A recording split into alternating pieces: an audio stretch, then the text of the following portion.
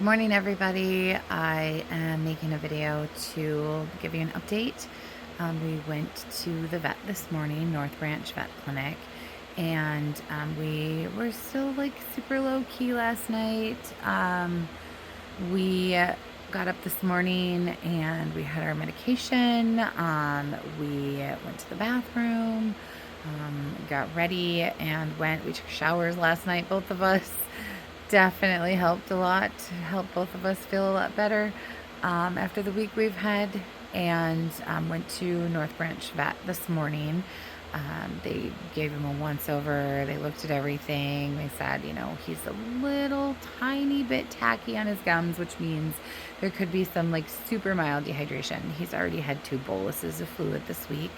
And we were just kind of trying to not allow him to just gulp water and not have like complete full access because of that stomach being 4 times too big, that they gave him the shot for on Tuesday night.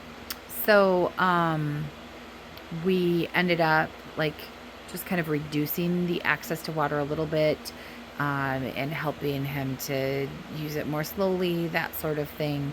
And so we're going to give him just more full access to it again. But other than that, there were no real big complaints. They did all the things. They looked at him. They said, he seems to be, from what you're reporting, coming back around, which is really good. They offered a blood test, and they said if they do it in-house, it's $200 and some. I was like, and they said, but if we do it, send it out, we won't get it back until Monday. But it's the kind of the urgency has disappeared some with the situation now that he's starting to feel a lot better. And that one includes a fecal, which is super important, because so many of the problems that we're having have been stomach related, poop related. So we decided to go that route. So our visit today was $200 and something. It was like $89 for the vet visit, and then it was like $160 or something like that for the send out test with the fecal included. So we should get the results back from that Monday. We should know if there's something specific, if they need to treat differently than they are, if there's anything else possibly going on just due to his, being 10 years old. But as you can see over my shoulder, he's feeling much better. He's still very restful. He was very restful, as I mentioned in the video last night, with Auntie Nickel yesterday. Definitely perking up. He barked at a dog on the way out of the vet clinic that was coming in. He kind of a little bit at the vet tech and the vet, which is definitely more of his normal speed. We constantly remind him, you are not a Great Dane. You are a Great Dane snack. Great Dane stuck in a Doxy's body. So he is definitely starting to come around quite a bit. He also was more wanting to look out the window when the window was open, which is definite for him, huge. They did not get the fecal sample while we were at the clinic and they were looking at him. They said try taking him outside, and he actually had an accident right on the carpet as we were paying for the visit. So that was not amazing, but I smelled it and was like, oh boy, we just did something.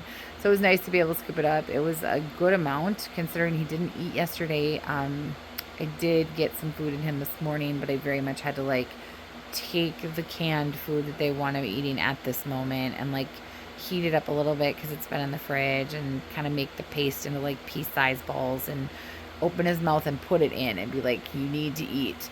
So he had probably about 1.5 teaspoons of that this morning, and he did produce probably what one would consider a normal personal size pancake.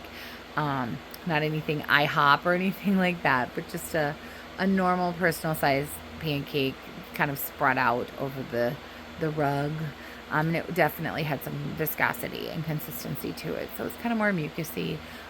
So we are starting to come around with that, and that is what we want to see, and definitely great. And that meant that we could get that stool sample right away and turn it into them versus possibly having to come home. They were also saying like, oh, a couple teaspoons should be good. And I was like, I haven't seen a couple teaspoons in days. It's been just liquid and squirts and not a couple teaspoons.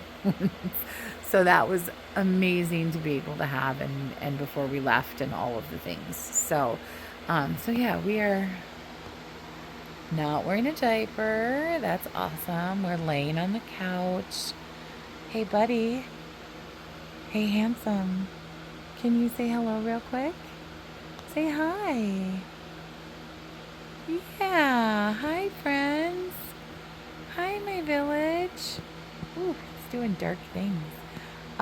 So yeah, we are starting to come around for sure, and that is so much. I am still working on, I'm usually a very chill person. Don't do that on the video. I'm normally a very chill person. I work with kids and SPED and all the things. And I'm definitely like feeling like hyper heightened and micromanagerial about his health right now and all of the things. I don't know when I'm going to leave him alone for more than just a few minutes anytime soon. But thank goodness for summer vacation. But yeah, I cannot thank people enough for the donations. I definitely wanted everybody to hear how he's doing and give an update. It is so, so, so helpful, everything that people have donated, and if they continue to donate, anything would immediately be sent to his medical bills. If it goes over his medical bills, we would definitely send to either his vet's office or a rescue. But at this point, we're not up at that yet. So if people do still donate, it's so appreciated. I'm about to start filing for unemployment tomorrow or later today for summer break. But yeah, whatever can be done is so appreciated, and whatever has been done is so appreciated. And I just really felt like, sorry, give him some privacy. I just really felt like I wanted to let everybody know how he's doing, because there was such an outpouring of concern and financial help that you absolutely get to know how he's doing. So thank you so much.